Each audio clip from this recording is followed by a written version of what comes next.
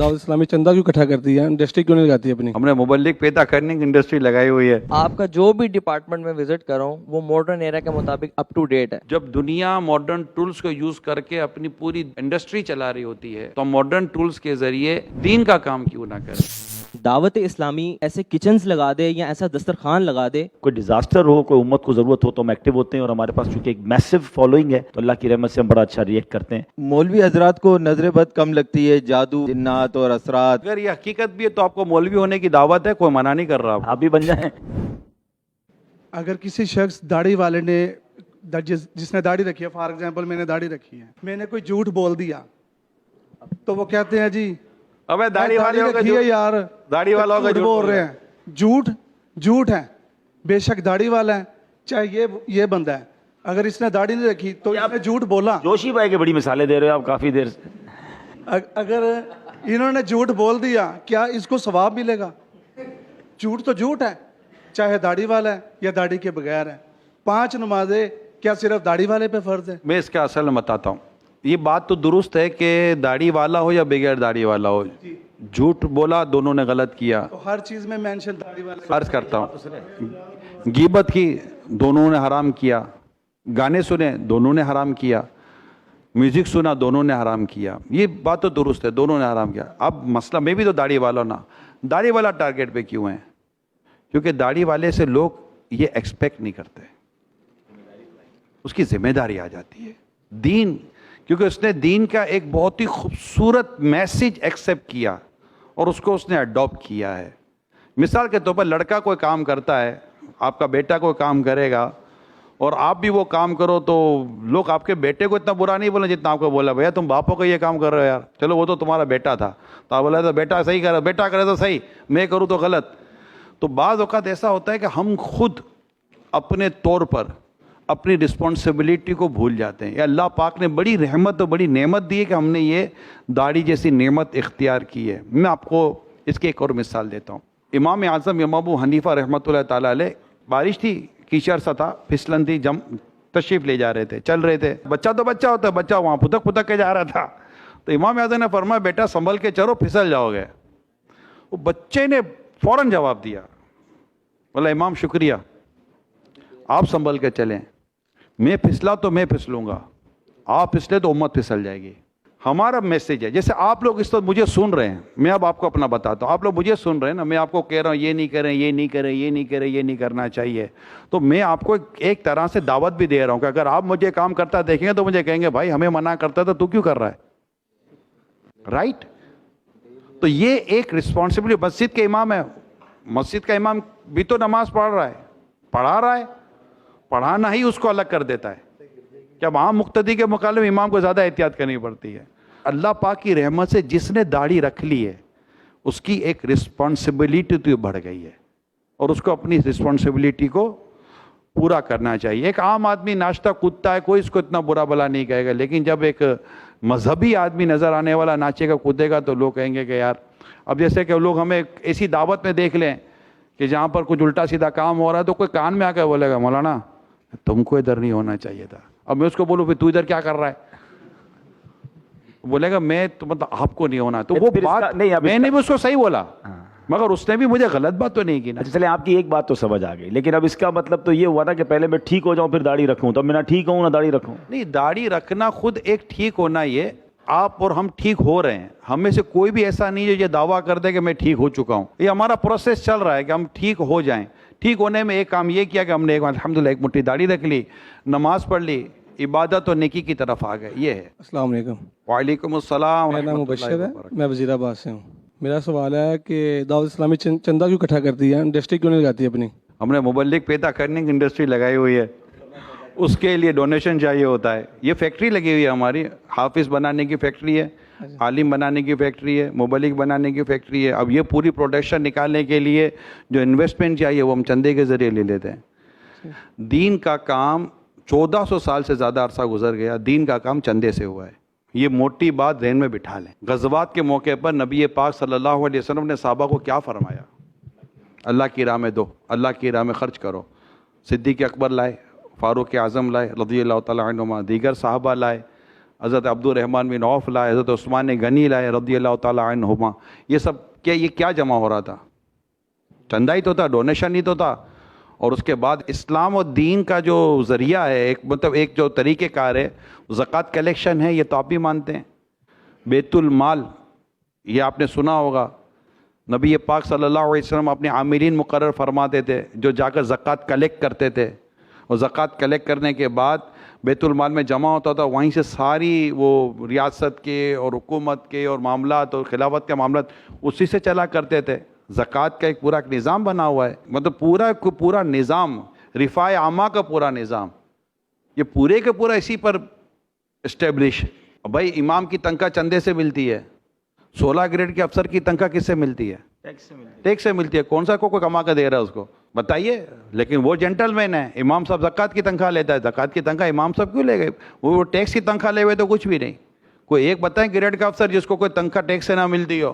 اسلام کا نظام زکوٰۃ کا ہے کہ وہ زکوٰۃ کلیکٹ کرتی ہے. باقاعدہ اسلام و دین کا کام چندے سے ہوا ہے. لگانے فیکٹری, تو بھیا فیکٹری لگانے کے لیے 1000 قسم کی پراپرٹی کے مسائل, پھر ٹیکس چوری کے مسائل, لیبر کے مسائل, ڈاکیومنٹیشن کے مسائل, پھر نفع نقصان کے مسائل, پھر ہڑتالوں کے مسائل. یہ سارے مسائل تو پھر مسجد کیسے چلے گی, ادارے کیسے چلیں گے؟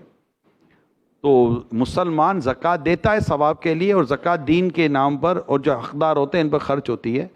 تو الحمدللہ دعوت اسلامی کا یہ, آپ کے علاقے کی مسجد دیکھ لیں, ایک مسجد دیکھ لیں, کبھی کسی مسجد کو جا کر کہا ہے کہ بھائی اپنی مسجد کی فیکٹری لگا لو, دکان لگا لو؟ سارے جمعے کو نکالتے ہیں, 10 روپیہ بھی ڈالو تو 5 روپیہ نکال لیتا ہے کہ یار 5 روپیہ دینا تھا. یہ تو اپنے تو چلتا ہے نا. کرک نوٹ بھی کوئی نہیں دیتا, پرانی نوٹ ڈالتا ہے مسجد کی جھولی میں کہ کرک 100 روپے کی کرک نوٹ 101 روپے کی بھی نہیں ہے, نہ پرانی نوٹ 99 روپے کی ہے. تو چندے سے ہی نظام چلتا ہے, اور ماشاءاللہ یہ بہت اچھا نظام چلتا ہے. اس کو برا بھی نہیں ماننا چاہیے. برا کیسے مانے؟ دین کے لیے چندہ کرنا سرکار صلی اللہ علیہ وسلم کی سنت ہے, یاد کر لیں آپ, اور دینا صحابہ کی سنت ہے. جی السلام علیکم. وعلیکم السلام نام ورحمۃ اللہ خواجہ وبرکاتہ. رضوان ہے اور میں ملتان سے تشریف لائے ہوں. نگران آیا شورا. جی جی جی آیا نو. مہربانی. اچھا میرا آپ سے یہ سوال ہے کہ میں جب سے فیضان مدینہ میں آیا ہوں تو آپ کا جو بھی ڈپارٹمنٹ میں وزٹ کر رہا ہوں وہ ماڈرن ایرا کے مطابق اپ ٹو ڈیٹ ہے. تو اس کی ریزنز اگر آپ بتانا چاہیں. شریعت کی اجازت کے مطابق ماڈرن ٹولز کو استعمال کر کے تبلیغ دین کو فروغ دینے پر یقین رکھتے ہیں. ماشاءاللہ. جو بھی ماڈرن ٹولز ہیں, کیونکہ جب دنیا ماڈرن ٹولز کو یوز کر کے اپنی پوری انڈسٹری چلا رہی ہوتی ہے تو ماڈرن ٹولز کے ذریعے دین کا کام کیوں نہ کریں, اور بہت ریپیڈلی پہنچے گا. ہم آپ سے بھی یہی درخواست کریں گے. جس ماڈرن ٹولز کی نسبت میں بات کر رہا ہوں, آپ بھی اسی ماڈرن ٹولز کو یوز کر رہے ہیں, سوشل پلیٹ فارم کو یوز کر رہے ہیں, تو آپ بھی ہمارا اس معاملے میں ساتھ دیں. بیسیکلی دعوت اسلامی کے ذریعے آپ دین کا پیغام پہنچا رہے ہیں. ہم آپ کو قرآن اور حدیث اور اس طرح کی باتیں پہنچاتے ہیں کہ یار یہ آپ لوگوں تک پہنچائیں. تحریک ایک پلیٹ فارم کی طرح کام کر رہی ہوتی ہے. بیسیکلی تم دین کی بات پہنچائیں گے. تو یہ ماڈرن ٹولز ہیں جن کو ہم یوٹیلائز کر رہے ہیں. سوشل پلیٹ فارمز ہیں, آئی ٹی ہے, مدنی چینل ہے, اور بھی بہت سارے چیزیں ہیں. اللہ کا شکر ہے, اور ہمیں اس کے ذریعے کافی فوائد حاصل ہوئے ہیں. تاہم یہ ضرور ہے کہ ہم ان تمام تر چیزوں کے ساتھ ایک ہم نے شرعی ایڈوائزری بورڈ رکھے ہوئے ہیں کہ ان کو استعمال کرتے وقت کوئی کام ایسا نہ ہو جائے کہ جو خلاف شرع ہو. جب کام کرنا ہے اللہ کو راضی کرنے کے لیے تو پھر اس گناہ کا کیا دخل ہونا چاہیے. اچھا میرا عبدالحبیب بھائی سے ایک سوال یہ ہے کہ میں بھی ایک بزنس مین ہوں, اور آپ یہ بتائیں کہ مطلب مذہبی ہونے کے باوجود بزنس پہ تو کوئی افیکٹ نہیں پڑتا آپ کا؟ میں تو یہ سمجھتا ہوں کہ بزنس مین بہت اچھے طریقے سے دین کا کام کر سکتا ہے, کیونکہ اللہ پاک نے اس کو ایک ایکسٹرا مائنڈ دیا ہوتا ہے. وہ اپنے گاہک کو جب انسپائر کر سکتا ہے, اپنا سودا بیچ سکتا ہے, تو کسی کو نمازی بھی بنا سکتا ہے. ہم اگر سیرت اٹھائیں اور صحابہ کرام کی, تو نبی پاک کے بعد اگر ہم پیارے آقا کے صحابہ کو دیکھتے ہیں تو حضرت Usman Ghani one of the biggest business man تھے. حضرت عبدالرحمن بن عوف کا بہت بڑا کاروبار تھا, اور آگے چلے تو امام اعظم ابو حنیفہ بہت بڑے بزنس مین تھے. تو بگ بزنس مین ہوتے ہوئے دین کا بہت بڑا کام کیا. اچھا پھر ہم بزنس مین جو ہوتے ہیں اس میں ایک اور فائدہ یہ ہوتا ہے کہ ہم لوگوں کو پے کر رہے ہوتے ہیں, ہم سیلری نہیں, پرسنٹ نہیں ہوتے. تو جب اللہ نے دیا ہوتا ہے نا تو وہ ٹینشن بہت ساری ہم سے ریلیز ہو چکی ہوتی ہیں, تو ہم اس ٹینشن میں جب نہیں ہیں تو پھر ہمیں تو زیادہ آسانی سے دین کا کام کرنا چاہیے. اور تیسری بات میں یہ سمجھتا ہوں, آج ایک بزنس مین اتفاق اسلام بھائی مجھ سے ملنے آئے کہ ان کے ماشاءاللہ پیٹرول پمپس تھے. تو مجھے کہتے ہیں کہ میرے پاس پیٹرول پمپس ہیں لیکن میں چاہتا ہوں میں دین کا کام کروں, ٹائم نہیں نکلتا. تو میں نے ان کو ایک فارمولہ بتایا, شاید آپ کو کام آ جائے, آپ کے توسل سے اور ویورز کو کام آ جائے. میں نے بہت پہلے ایک ڈیسائیڈ کیا تھا کہ میں خود بزنس کروں تو شاید میں 100 روپے کماؤں گا, اور میں اپنے کچھ فرنٹ مین کھڑے کر لوں, میرے مینیجرز یا میرے جو بھی امپلائیز ہیں ان پر بھروسہ کروں اور ان کو کام سکھا دوں اور صرف سپروائز کروں, تو شاید 70 روپے وہ کمائیں گے. 30 روپے ہمیں لگتا ہے, باقی تو جو ریسیو میں وہ ملنا ہے. ہمیں لگتا ہے کہ یار میں زیادہ ایفرٹ کروں, کاروبار پہ ٹائم دوں. تو میں نے کیا ڈیسائیڈ کیا کہ یار میں اچھے لوگ کھڑے کر کے 30 روپے کم بھی کما لوں, لیکن اس 30 روپے میں مجھے اپنی زندگی میرے ہاتھ میں مل گئی. اب میں نہ کروں, کام پہ نہ جاؤں, تو میں دین کا کام کر لوں, میں انجوائے کروں لائف کو. کچھ لوگ ساری زندگی صرف پیسہ کماتے ہیں, اپنا ہی پیسہ خرچ کرنے کا ان کے پاس ٹائم نہیں ہوتا. تو یہ تو بے وقوفی ہے کہ صرف کاروبار کے لیے لائف گزاری. کاروبار ایسا کرنا چاہیے جس میں آپ کی پریزنس کم ہو, اپنی پریزنس کو پیچھے لے آئیں اور اس پریزنس کو جو آپ کے ہاتھ میں آ گئی ہے اس کو دین کے لیے استعمال کریں, حرمین طیبین جائیں, حج عمرے کریں, دنیا دیکھیں. تو یہ جب ہو سکے گا کہ جب آپ اپنے اچھے فرنٹ مین کھڑے کریں گے اور اللہ پر توکل کریں گے. عثمان محمود میرا نام ہے, ملتان سے آیا ہوں, اور جو میرا پروفیشن ہے میں سوشل میڈیا کنسلٹنٹ ہوں. کراچی میں فرسٹ ٹائم آیا ہوں, پہلی دفعہ ہی میں فیضان مدینہ میں آیا ہوں. کراچی بھی پہلی بار آئے؟ فرسٹ ٹائم آیا ہوں. اوہ, فیضان مدینہ بھی پہلی بار آئے؟ ہاں جی. کیا بات ہے. اچھا, اور جو میرا کوشچن ہے وہ ہے مائنڈ سیٹ کے اوپر نا, کہ بہت سارے ایسے لوگ ہیں جو کہ بہت زیادہ خوش بھی رہتے ہیں اور اس کے بعد کچھ ایسے سٹیپس آتے ہیں اور ادھر سے یا ادھر کی جو لوگ ان کو باتیں کر دیں گے تیرنوں نظر لگ گئی ہے یا تیرے تے جادو ہو گیا ہے. مطلب یہ دو چیزیں ہیں, نظر بد اور جادو. تو جب وہ ٹھیک ہوتے ہیں تو کوئی چیز فیل نہیں ہوتی, اور جب ڈاؤن فال آتا ہے تو ادھر سے ادھر جو لوگ ان کا جو مائنڈ چینج کرتے ہیں تو وہ ڈسٹرب ہو جاتا ہے. تو بعد میں اگین اسی پہ لاؤں کہ جو مائنڈ سیٹ ہے تو اس میں ہمیں کیا رہنمائی ملنی چاہیے. نظر بد حق ہے, جادو بھی حق ہے. نظر بھی لگتی ہے اور جادو بھی ہوتا ہے, لیکن ہر چیز نہ نظر بد ہے نہ ہر چیز میں جادو ہے. یعنی جب آپ ڈیکلائن ہو جاتے ہیں, پیچھے ہٹنا شروع ہو جاتے ہیں, کام ہو نہیں رہے ہوتے, وہ کہتے ہیں نا کہ وہ سونے میں ہاتھ ڈالتے تو مٹی ہو جاتا ہے. تو یہ ضروری نہیں ہے کہ نظر بد ہو, یہ ضروری نہیں ہے کہ جادو ہو. بھائی ہمارے نصیب میں نہیں ہے, مقدر ہے کہ نہیں آ رہا ہوتا. جب آ رہا ہوتا ہے تو کیا ہوتا ہے, اور کچھ ہوا ہوتا ہے. تو اصل میں کچھ چیزیں مقدر کی ہوتی ہیں, نصیب کی ہوتی ہیں. روزگار یا روزی یا جو بھی چیز ہے وہ ہمارے نصیب میں نہیں ہوتا. کبھی زندگی میں اس طرح کے حالات ہوتے ہیں کہ ہر تھوڑے دنوں بعد کوئی پریشانی آ رہی ہوتی ہے, ہر تھوڑے. تو وہ رات آئی, جس تو زندگی کی ایک رات آئی ہے, صبح کا انتظار کریں. جب صبح آئی ہے وہ خوشی ہے, جو مٹی میں آ ڈال دو سونا ہو جاتا ہے. خوشی آئی ہے تو پھر رات کا انتظار کریں. زندگی ان دونوں کے ساتھ چلے گی, شام بھی آئے گی, خوشی بھی آئے گی, رات بھی آئے گی, دن بھی آئے گا, رات, یہ سب کے سب ساتھ چلیں گے. ہر چیز جادو نہیں ہوتی, لیکن جادو نہیں ہے یہ بھی نہیں ہے, جادو بھی ثابت ہے, ٹھیک ہے, اور نظر بد بھی ثابت ہے. حدیث میں بھی ہے, بچنے کی کوشش کرتا رہے, اللہ پاک سے دعا کرتا رہے, اور شو آف ہونے سے خود کو بچائے. میں نے جو نظر بد سے بچنے کا جو شارٹ کٹ دیکھا ہے, یہ میری اپنی پرسنل رائے ہے, میں نے نظر بد سے بچنے کا جو شارٹ کٹ دیکھا ہے وہ شو آف سے بچنا ہے. شو آف ہو ہی اس لیے رہے کہ لوگ دیکھیں. اب جو دیکھے گا تو نظر ہے, بد بھی ہوگی خوش بھی ہوگی, تو خود ہی لگوا رہے وہ کہتے ہیں ہاں بیل مجھے مار. آج کل تو کھانا کھانے سے پہلے کھانے کی تصویر لگا رہے تو آج یہ کھا رہا ہوں, اس ریسٹورینٹ میں کھا رہا ہوں, یہ خرید کے لایا ہوں, تو نظریں ہم خود ہی لگوا رہے ہوتے ہیں. عمران بھائی ایک اور انہوں نے نظر بد کے حوالے سے پوچھا, تو مجھ سے اتفاق کریں گے یہ لوگ بھی, پہلے سے کر لیں گے. نہیں ایسی بات کرنے والا سوال تو کرو پھر اتفاق کریں گے نا. ابھی شاید ہاتھ بھی اٹھ جائیں کہ نارملی دیکھا گیا ہے کہ نا مولوی حضرات کو نظر بد کم لگتی ہے, جادو وغیرہ, جنات اور اثرات اور اس طرح کی چیزیں ان پہ کم ہوتی ہیں. اور ہے نا دیگر جو لوگ ہوتے ہیں, اور آپ نے مختلف جگہوں پہ دیکھے ہوں گے, جو ہم جیسے لوگ, نیوٹرل لوگ, کلین شیو لوگ, پینٹ شرٹ والے لوگ, یہ ان پر نظر بد, جادو, جنات وغیرہ کا کچھ زیادہ ہی اثر ہوتا ہے. رش بھی ایسی جگہوں پر ہم لوگوں کا زیادہ ہوتا ہے, ایسا ہے. اور مولویوں پہ ایسے اثرات وغیرہ کم ہوتے ہیں. تو اس کی بھی وجہ اگر بتا دیں تو. نہیں اگر یہ حقیقت بھی ہے تو آپ کو مولوی ہونے کی دعوت ہے, کوئی منع نہیں کر رہا. آپ بھی بن جائیں, آپ پہ بھی نظر کم لگے گی. مجھے کسی نے کہا تو جب سے دعوت اسلامی میں آیا تیرے پاس پیسہ بہت آ رہا تھا, میں تجھے کس نے منع کیا, آ جا. ایک چٹکلا ہوا تھا, آپ بھی آ جاؤ کہ دعوت اسلامی کا گیٹ تو کھلا ہوا ہے. اور یہ اگر یہ اس کو آپ تسلیم کر بھی لیں, جیسا کہ شہزاد بھائی آپ نے کہا ہے, اگر تسلیم کر لیں تو اس کا میرے پاس جواب موجود ہے.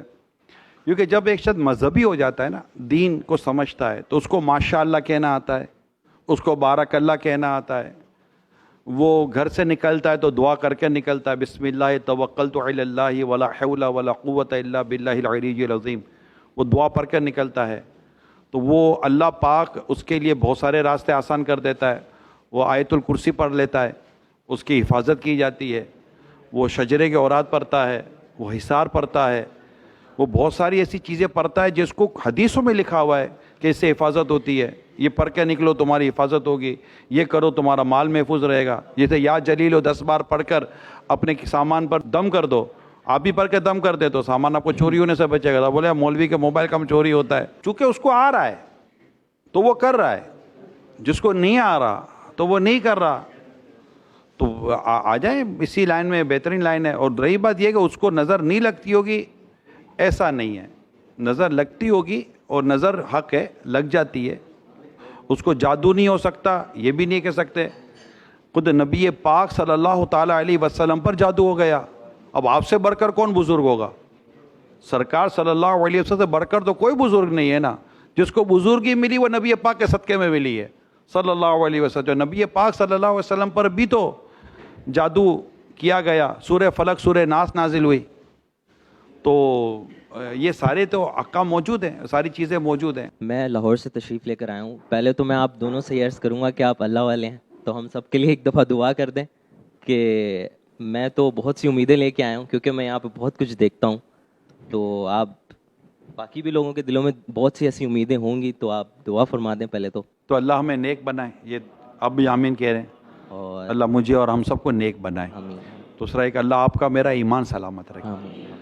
اور ہم دنیا سے جائیں تو اللہ ہم سے راضی ہو. آمین. بس اللہ راضی ہو, اس کے پیارے رسول ہم سے راضی ہو, ناراض نہ ہو. حضور سوال یہ ہے کہ جیسے ایک یہ ادارہ ہے اور باقی مختلف شہروں میں بھی آپ کے ادارے ہیں, وہاں پہ بھی جیسے جو باہر سے بھی لوگ آتے ہیں, جو مائگریٹ بھی کر آتے ہیں, اور جو ویسے جو مسافر لوگ ہوتے ہیں وہ بھی آتے ہیں جو اتنا افورڈ نہیں کر سکتے اور دعوت اسلامی میں آتے ہیں, ان کو 3 وقت کا کھانا ملتا ہے. میرا سوال یہ ہے کہ ان فیوچر دعوت اسلامی کچھ ایسا کام بھی کرے کہ وہ ان جگہوں پہ ایسے کچنز لگا دے یا ایسا دسترخوان لگا دے کہ جو لوگ افورڈ نہیں کر سکتے کھانا, یا جن تک وہ چیز نہیں پہنچ سکتی جو وہ ان کے لیے نہیں, وہ کر ہی نہیں سکتے, تو آیا دعوت اسلامی اس بارے میں بھی کچھ سوچتی ہے کہ ہمیں باہر نکل کے بھی کچھ لوگوں کی اس طرح سے بھی رہنمائی کرنی چاہیے؟ FGRF دعوت اسلامی کا شعبہ الحمدللہ FGRF فیضان گلوبل ریلیف فاؤنڈیشن موجود ہے, اور اللہ کی رحمت سے ہم نے اپنا ایک ٹارگٹ رکھا تھا کہ ہم ڈیزاسٹر مینجمنٹ پر کام کریں گے. جب کووڈ آیا تو ہم نے اربوں روپے کی امداد کی, سیلاب آیا تو ہم نے الحمدللہ اربوں روپے کا کام کیا. اس وقت بھی ترکیہ اور سیریا میں زلزلے میں ہم اربوں روپے کا, کروڑوں روپے کا کام کر رہے ہیں. اور اب بھی ہم راشن ڈسٹریبیوٹ کر رہے ہوتے ہیں, کوئی ایسا پرابلم آتا تو دے رہے ہوتے ہیں. جب تھیلیسیمیا کے مریضوں کو بلڈ چاہیے ہوتا تو وہ ہم دے رہے ہوتے ہیں. لیکن چونکہ دعوت اسلامی کا کور ورک جو ہے نا وہ دین کا کام ہے, اور اس کو ہم سمجھ لیں ہمارا ایک سب ڈپارٹمنٹ FGRF ہے کہ وین ایور کوئی ڈیزاسٹر ہو, کوئی امت کو ضرورت ہو تو ہم ایکٹیو ہوتے ہیں. اور ہمارے پاس چونکہ ایک میسو فالوئنگ ہے تو اللہ کی رحمت سے ہم بڑا اچھا ریئیکٹ کرتے ہیں. تو یہ کام الحمدللہ ہم کر رہے ہیں, اور ہم کہہ سکتے ہیں کہ آج بھی ہم ہزاروں لوگوں کو روزانہ کھانا ویسے ہی کھلا رہے ہوتے ہیں الحمدللہ.